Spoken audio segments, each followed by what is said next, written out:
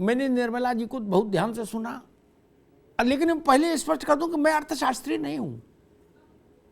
मैं उतना ही अर्थशास्त्र जानता हूं जितने अर्थशास्त्र का असर चुनाव शास्त्र पर पड़ता है, समाजशास्त्र पर, बस उतना समझ लेता हूं। बाकी में मेरी रुचि नहीं रहती, ना मैं उतना ज्ञानी हूं, इसलिए चर्चा वही तक रहेगी आज भी। मूल रूप से मुझे निफ्टी और शेयर बाजार ना समझ आता है, ना मैं जानूं कि डीमेट क्या है और सीमेट क्या है, मैं तो जानता नहीं। मुझे लगता है, योगेंद्र कपूर साहब आपसे बात शुरू करूंगा, फिर राजनीतिक लोगों के पास जाऊंगा, फिर आलोक जी, और उसके बाद राजनीतिक लोगों का। मुझे लगता है इस बजट का सबसे बड़ा अगर कोई दांव है तो वो है आजादी के बाद के सबसे बड़े बजट घाटे के लगभग 17 लाख करोड़ से अधिक के अनुमान के बीच भी ये फैसला करना कि 80 करोड़ लोगों को एक साल राशन मुफ्त और दिया जाएगा 2 लाख करोड़ का। यही है जो नीचे जाके वोट की फसल पैदा करेगा। बाकी सब तो कहानी है, चलती रहेगी। क्योंकि इनकम टैक्स वाले में हल्ला ज्यादा है, जूस कम है। हल्ला ज्यादा है, उसमें जूस नहीं है। जब ये एटा इटावा पहुंचेगा ना, निर्मला जी का बयान, इसका व्याख्या, तो आदमी कहेगा अरे झुट्टा ही बेकार, कुछ नहीं क्या। लेकिन राशन वाला मामला ऐसा है जो ननकू को भी समझ में आता है और रज्जाक को भी। कपूर साहब, आप मेरी बात से सहमत हैं? देखिए, ये मोदी गवर्नमेंट का लास्ट फुल बजट था जी। हम सबने देखा है कि कोविड के बाद जो है लोअर मिडिल क्लास और पुअर क्लास जो है उसने सबसे वर्स्ट तरीके से जो है सफर करा है। मोदी गवर्नमेंट के ऊपर यह भी एक टैग लगा है कि इनकी पॉलिसीज की वजह से ऐसा नजर आने लगा था कि rich are becoming richer and poor are becoming poorer. ऐसे में बहुत जरूरी था गवर्नमेंट के लिए किस तरीके से एक बेसिकली एक इंप्रेशन क्रिएट करा जाए कि वो किस तरीके से एक लोअर तबके के लोगों के साथ खड़े हैं। तो मेरा ये मानना है कि उन्होंने ये जो प्रोविजन करा है, ये इस चीज को ध्यान में रखते हुए है कि उनको खुद ऐसा लगता है कि उनकी जो अभी आने वाली आगे पॉलिसीज हैं, इसमें इमीडिएट जो रिजल्ट्स हैं वो उस तरीके से नहीं आएंगे जो एक उन्होंने एक्सपेक्टेशन रखी थी। क्योंकि देखिए प्राइवेट इन्वेस्टमेंट दोबारा में आएंगे। अभी आपने अपनी बात रखी। यहाँ में एक बात कह के फिर आलोक जी के पास चलूंगा, खेती किसानी समझ लो, फिर अखाड़े में उतरूंगा राजनीति के। कपूर साहब जो बात करें उसमें मैं थोड़ा सा एक हट के अपनी एक वो रखता हूं। सरकार के आंकड़े कहते हैं कि लगभग हर स्थिति में हम कोविड से पहले वाली सूरत हाल में पहुंच गए। ठीक, जीएसटी का कलेक्शन ऑल टाइम हाई है।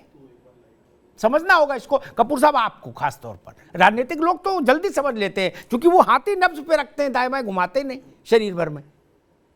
तो और जीएसटी आपको पता ही होगा, इस देश का जो गरीब आदमी है 60% जीएसटी वो देता है। 40 में टाटा बिरला, अंबानी, अडानी, छडानी सब, ठीक। और 60% कौन देता है? ये 1.5 लाख करोड़, 1.25-2 लाख करोड़ का जो आंकड़ा जारी होता है, ये ननकू और रज्जाक देता है। इसका मतलब, लेकिन फिर भी सरकार ने निर्णय किया कि ना, लोकसभा का वोट जिस दिन तक पड़ेगा उस दिन तक योजना जारी रहनी चाहिए।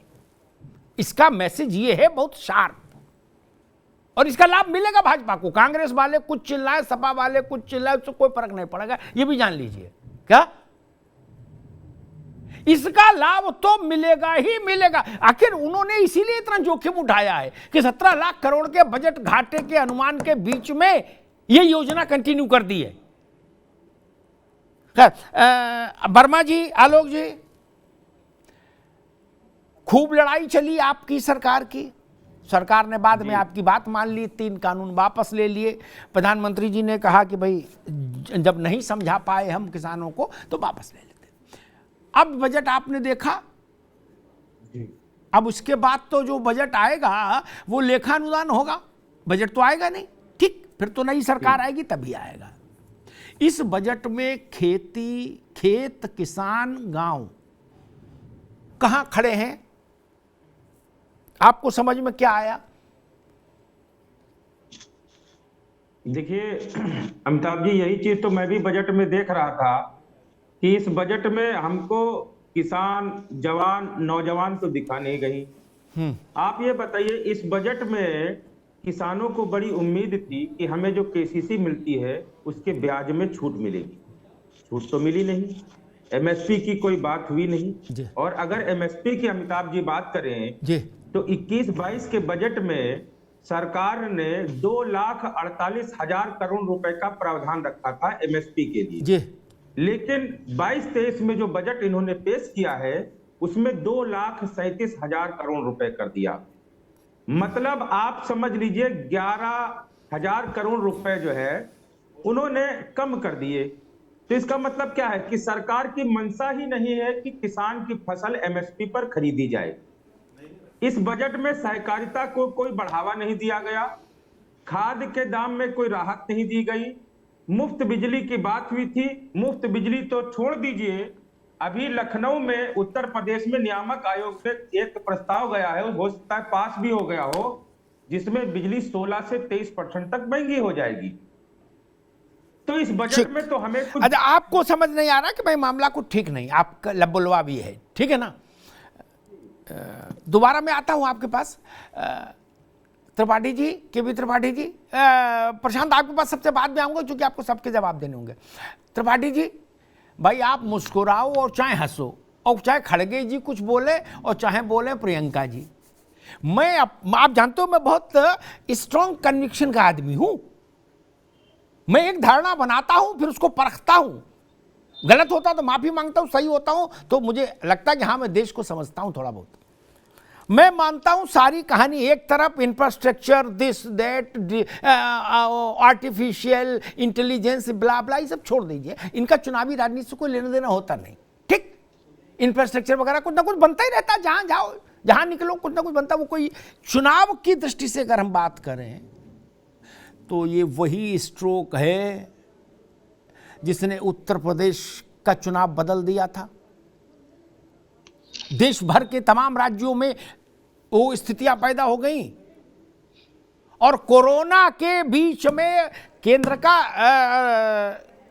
ये कहना कि भाई हम जिम्मेदारी लेते हैं भोजन की, ठीक, बड़ी बात थी। अब उसको तब तक जारी रखना जब तक कि अगला चुनाव होना है। मुझे ऐसा लगता है कि इसके आर्थिक पहलू हटाइए, इसका राजनीतिक पहलू कांग्रेस के लिए और विपक्षी दलों के लिए नुकसानदायक होगा। त्रिपाठी जी।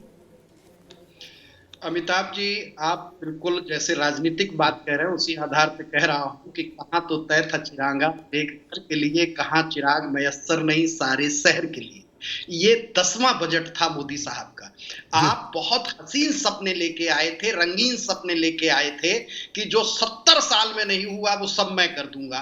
गणित भी 70 का ठीक नहीं था, वो बजट में भी दिखता है, कोई भी गणित ठीक नहीं है, लेकिन नारे बड़े बड़े। आपने बताया यूपी का चुनाव हो गया, हाँ हो गया साहब। जनता आखिर कब तक इसी मुफ्त राशन पे आपको वोट देती रहेगी? जनता आप समझ चुकी है कि आप वादे बहुत बड़े करके आते हैं और हकीकत में आप आके कहां पे टिक जाते हैं।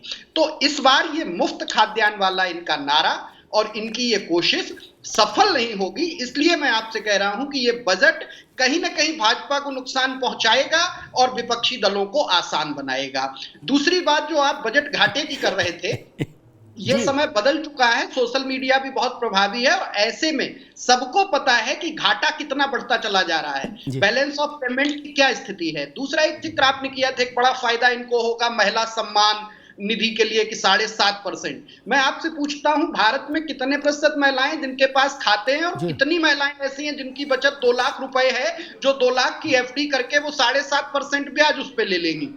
10,000 से 15,000 तक ये गिनती सिमट जाएगी पूरे देश में। जब ये जमीन पे जाएंगे और ये सब आंकड़े ले जाएंगे, जनता दौड़ाएगी। मैं भुवन भास्कर जोशी जी के पास चलूंगा, फिर प्रशांत जी आ रहा हूं पास। मैं एक अपना अनुभव शेयर कर दूं, चूंकि वो बात प्रशांत बोलेंगे तो झगड़ा होगा। मैं अपना अनुभव शेयर कर दूं, खासतौर पर हमारे मित्र त्रिपाठी जी ने कहा, मेरा उस आकलन कांग्रेस के इस प्रत्याशा से विपरीत है। मैंने पिछले यूपी के चुनाव में उत्तर प्रदेश के गांव खेत खलियान में जाके देखा, कस्बों में कांग्रेस कुछ भी कहे, वो भारत जोड़ो है, टोपी पहन के, नई टोपी पहन के, टी शर्ट पहन के, दिस दैट, वो उनकी मर्जी। लेकिन मैंने वहां जो देखा, लोगों ने कहा कि भैया मोदी न होते तो भूखे नहीं मर जाते। अब इसके बाद कोई पार्टी बचती है, कोई घोषणा पत्र बचता है, कोई यात्रा बचती है, कोई कथा कहानी बचती है? हमसे कहा लोगों ने कि भैया मोदी न होते तो भूखे नहीं मर जाते। इसीलिए मैंने तब कहा था कि ये दांव सब पर भारी। अन्न से बड़ा कोई बात है क्या? कौन सुन रहा फिर आपकी पॉलिटिकल थ्योरी? मैं जोशी साहब, बाकी सब चीजें तो फाइनेंस सेक्रेटरी और बैंकिंग सेक्रेटरी के लायक की चीजें होती हैं, वो लोग बहस करें, या औद्योगिक संगठन, व्यापारिक संगठन। जनता के मसले में तो मुझे 2-3 बातें समझ में आई। इनकम टैक्स मैंने बता दिया, उसमें तो भाई लोचा है। क्या? अब वो डब्बा आईफोन का है और नीचे सैमसंग रखा, ओयो रखा, ओप्पो रखा है, टाइप का मामला है, ठीक। लेकिन ये मामला बहुत गंभीर है। ये तब तक चलेगी योजना जब तक देश वोट नहीं डाल देगा नई सरकार के लिए। जोशी जी, आप जो स्थिति कांग्रेस के लिए मैंने कही, वही आपके लिए कहता हूं। अन्न से बड़ा कोई राजनीतिक मुद्दा नहीं हो सकता इस देश में।